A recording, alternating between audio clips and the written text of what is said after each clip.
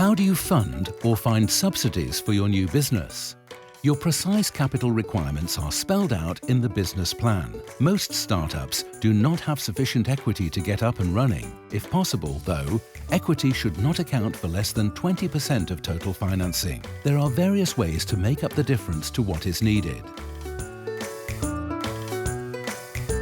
One is to borrow money from a bank of your choice, your principal bank. To do this, check out the services and terms offered by various banks. Every bank sees the business plan as an important basis for decisions about loans. In Germany, public loans are also available to startups from the LFA and KfW development banks. These loans too must be applied for via a principal bank.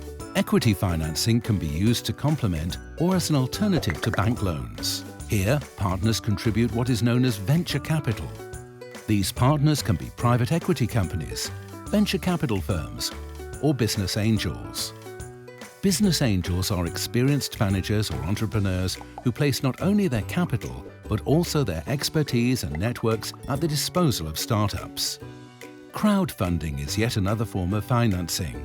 This one involves collecting money from a large number of people, usually via an internet platform, to realize business ideas, products, or projects.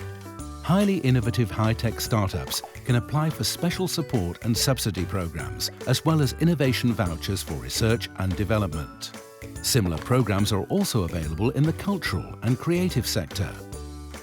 Under certain circumstances, startup entrepreneurs who are unemployed and drawing unemployment benefit before launching their business may qualify for a 6-month startup subsidy from the Federal Employment Agency.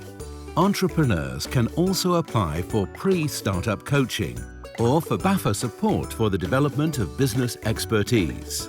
These programs provide a measure of support within a framework defined in the subsidy and support guidelines. Okay, got that?